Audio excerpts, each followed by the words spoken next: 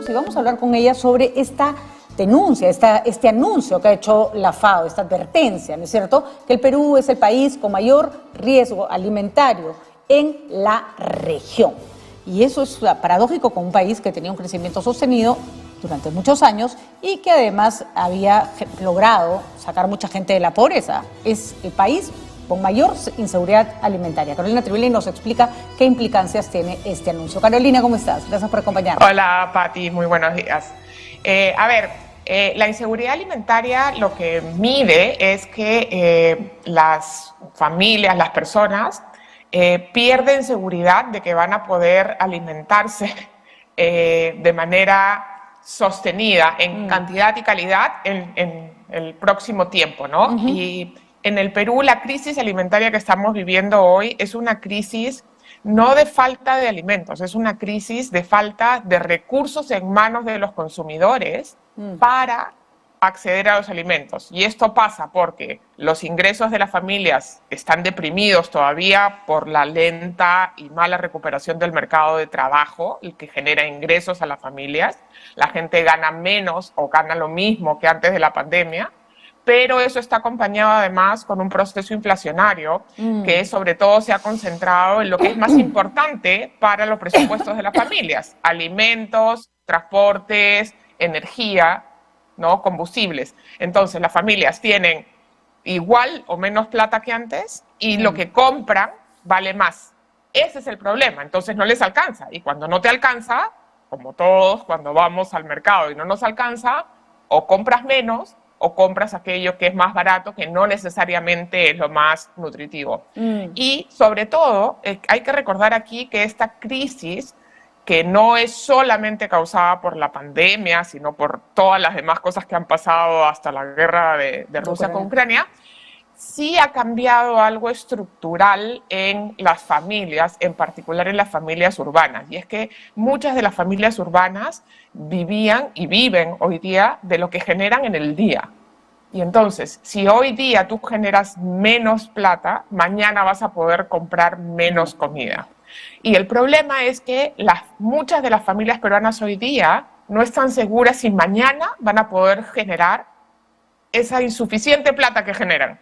Y eso genera incertidumbre. Eso también afecta la seguridad que uno tiene de que va a poder comprar comida suficiente para su casa. Eso es inseguridad alimentaria. Además, eso es un problema de pobres, ¿no? De pobreza, de falta de ingresos, de falta de seguridad en nuestra situación económica en los próximos meses. Y además a eso sumémosle que si problemas como la falta de compra en la urea lo que van a generar es no que no alcanzar los alimentos para todos, pero al haber menos producción, ese alimento además no sabemos hasta dónde va a subir. Y ojo que estamos hablando de aumentos de precios de productos básicos realmente fuertes, Carolina, ¿no? O sea, uno va a comprar huevos y dice, pero ¿qué pasó? ¿No? La leche, el aceite, es decir, no estamos hablando del churrasco que subió, no, estamos hablando de productos básicos y de primera necesidad. Y además hablamos, y eso quería que nos expliques, Carolina, de que se ha recuperado el empleo post-pandemia, pero es un empleo mucho más precario, ¿no?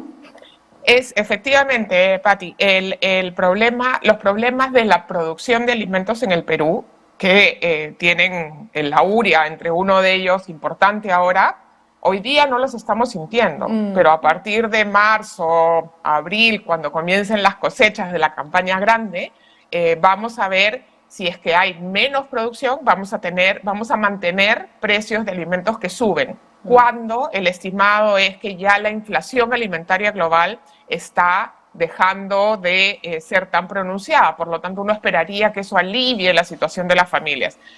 Si no tenemos una buena campaña productiva que se está iniciando ahora, vamos a mantener el problema de que las cosas sigan subiendo y eso siga afectando nuestra seguridad alimentaria. Y eso tiene que ver con lo otro que tú dices. Tenemos estos dos problemas en simultáneo, ¿no? Cosas que suben, ingresos que no mejoran. Y eso tiene que ver, como tú decías, con la recuperación del mercado laboral, que si bien hoy día hay la misma cantidad de empleos, incluso un poco más que prepandemia, estos ingresos tienen iguales o menores niveles generan menores ingresos, o generan lo mismo que generaban en el 2019, pero ahora todos los alimentos cuestan 15, 18% más que antes de la pandemia, por lo tanto alcanza para menos. Además, no nos engañemos, Carolina, una cosa es un operario en una microempresa textil en Gamarra haciendo polos que parado en la calle vendiendo medias. Es decir, en el Perú contamos esas cosas como trabajo que en otros países debe Sin ser duda. contado como esto no es trabajo, esta persona está desempleada, ¿no es cierto? En el Perú le damos, che, casi está trabajando. Sí, pero ¿cómo trabajaba antes y cómo trabaja ahora, no? Exacto, ha cambiado las características del empleo y sobre todo ha cambiado la perspectiva de conseguir un mejor empleo. Así es. Entonces, los peruanos estamos acostumbrados a salir adelante basados en nuestro esfuerzo. Así Entonces, es. todo el mundo está recurseándose y haciendo lo mejor que puede, que es muy distinto de que está empleando su tiempo en aquello que le puede generar un ingreso más estable y más seguro. Te recuerdo que para las personas en situación de pobreza y vulnerabilidad, tan importante como la cantidad de ingreso que puedes generar es la seguridad en si mañana vas a poder generar el mismo ingreso. Y eso es una cosa que también se ha visto afectada, ¿no? Tenemos mucha menos seguridad de que mañana vamos a poder lograr lo mismo que hoy. Y eso sí genera cambios en nuestros comportamientos porque tenemos que estar muy a la defensiva porque no sabemos si mañana vamos a poder ir al mercado con la misma cantidad de dinero en la mano. Es curioso, ¿no, Carolina? Porque esas cosas se descubren en hechos tan no sé, fortuitos, ¿no? Como cuando hubo cuarentena por el COVID y la gente decía, ¿pero por qué no tienen refrigerador? Porque la gente no tiene mañana. ¿No es cierto? Porque, Exacto. y yo sí, la verdad, yo me compraría un televisor si no tengo plata para comprarme un refrigerador, porque además no tengo nada que meterle. Por lo menos llego a mi casa después de chambear 18 horas y tengo alguna manera de aliviar mi tensión. Hay mucho desconocimiento de cómo viven otros peruanos y desgraciadamente ese desconocimiento a veces está en manos de quienes toman decisiones, ¿no? Somos muy poco empáticos, ¿no? Con entender y ponernos en la posición del otro, ¿no? En esa discusión de los refrigeradores que todos estuvimos metidas, mucha gente decía, pero ¿por qué no tienen refrigerador? Y tú decías, bueno, sí, porque compran al día, ¿no? Pero además, ¿por qué tendrías un electrodoméstico enchufado consumiendo energía eléctrica que te cuesta un enorme esfuerzo pagar para tenerlo vacío?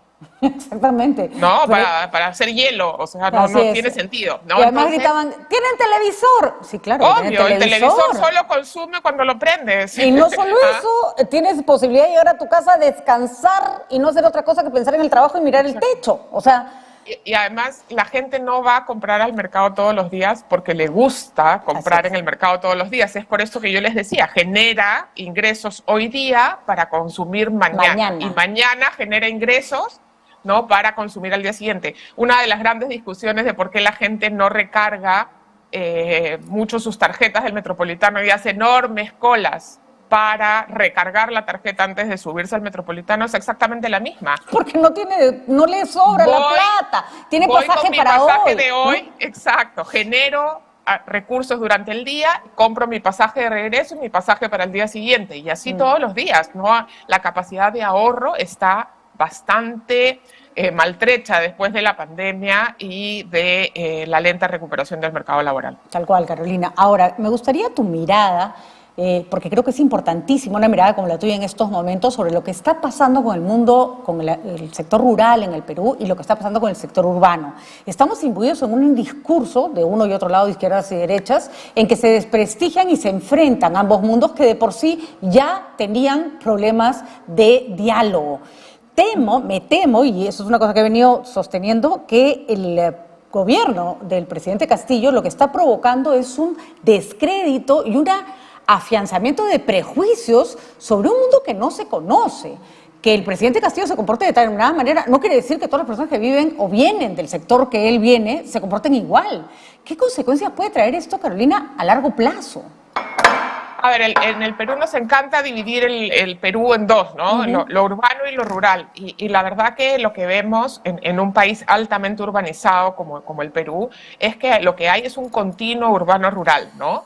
Y con la mejora en la conectividad, sobre todo caminos y carreteras, y con la mayor cantidad de motos, por ejemplo, en el mundo rural, lo que tenemos es que la gente entre lo rural y lo urbano transita, se mueve mucho.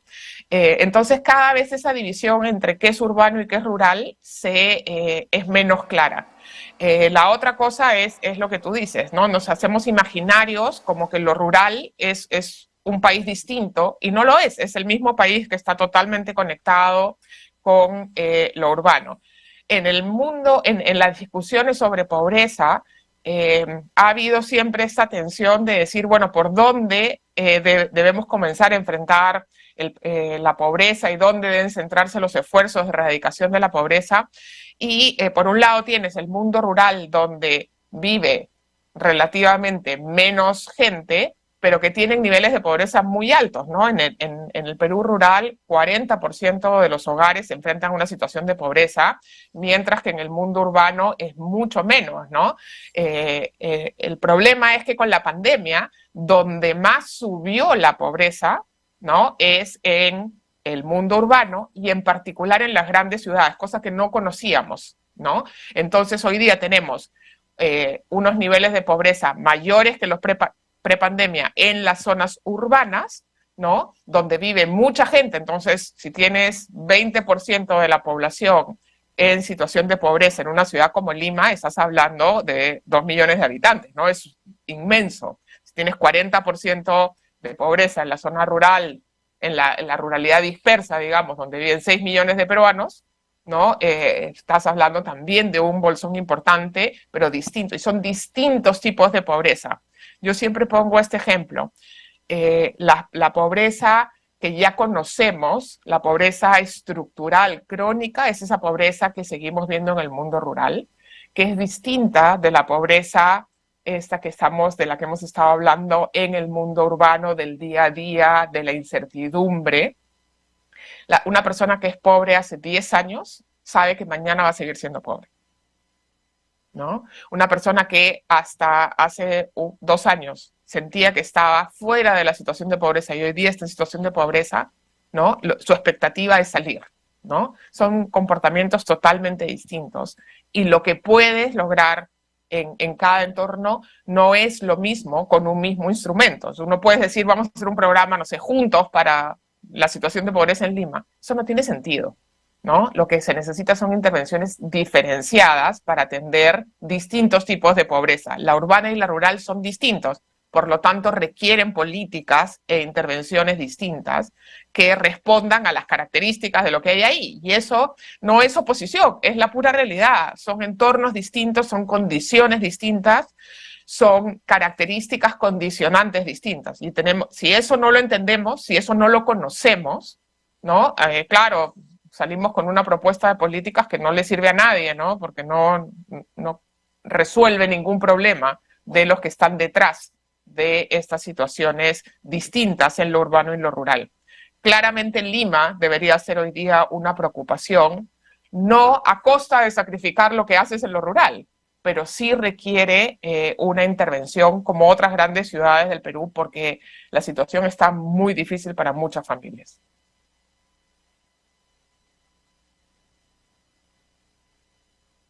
Recesión, que como ya explicaron los economistas, no es que vamos a crecer menos, es que ni siquiera que vamos a dejar de crecer, sino que vamos a achicarnos, digamos, ¿no? Esa es más o menos o sea, vamos a empezar a tener problemas serios, de acuerdo con las proyecciones del MEF. El problema es que más allá de si podemos discutir o no sobre cuán reales son los números y las proyecciones de Burneo, sí es data que maneja el gobierno o que está manejando el ministro de Economía, que podría llevar, Carolina, a lo que estás advirtiendo. Acá no se trata de despilfarrar la plata ni de mandar bonos indiscriminadamente, que no tienen nada de malo los bonos. El problema es a quién se los das y para qué, ¿no es cierto?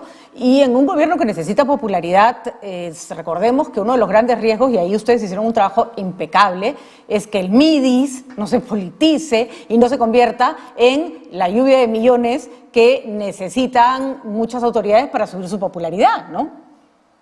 Sí, el MIDIS, por suerte, ha mantenido buena parte de sus cuadros técnicos y eso hay que reconocerlo y agradecerlo. Efectivamente, uno extraña un poco más de liderazgo en la discusión del MIDIS, ¿no? Uno quisiera tener una voz diciendo por qué se va a gastar de tal o cual manera, que no sea el MEF. El MEF está muy bien que ponga los recursos, pero la estrategia tendría que venir del organismo técnico especializado en ello, ¿no? Y creo que ahí nos falta voz del MIDIS, uno extraña la voz del MIDIS. Se extraña, sí. Pero lo segundo es que en tiempos difíciles hay que priorizar, y eso, al priorizar, siempre hay que hacer sacrificios. Yo creo que es mejor hacer algo bueno, aunque no alcance para hacerlo para todos, que hacer algo más o menos que no termina ayudando a nadie, ¿no? Hacer un bono por una única vez, bueno, ayuda a todo el mundo un poquito, pero no le resuelve el problema a nadie, ¿no?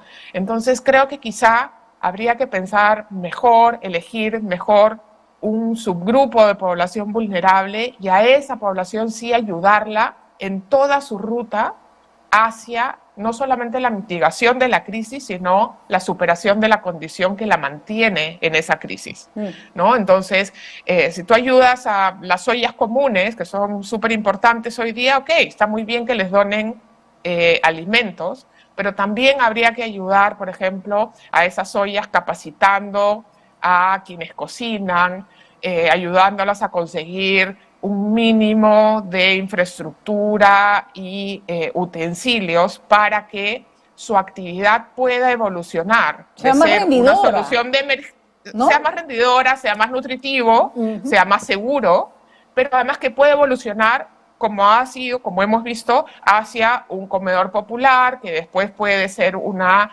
empresa social sostenible, ¿no? Los comedores populares nos muestran cómo las señoras, con capacitación, con acompañamiento, con inversión, logran transitar a un modelo que les ha permitido subsistir décadas ayudando a la alimentación de quienes más lo necesitan.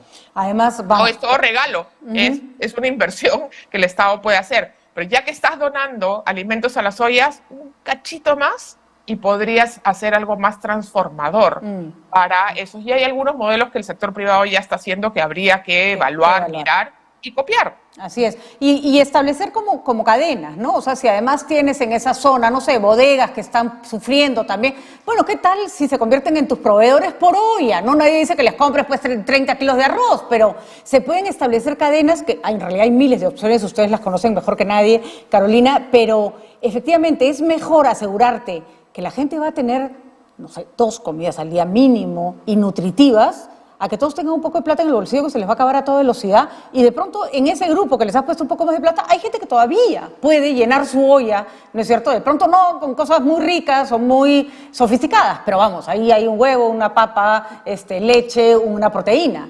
Ahí, lo que no podemos permitirnos, Carolina, es que haya gente que se vaya a la cama sin comer. Sin duda, y creo que en esa preocupación, por ejemplo, hay que ayudar a que el MIDIS logre que Jaliguarma, por ejemplo, vuelva a centrarse en la alimentación de los niños y niñas que asisten a la escuela primaria inicial.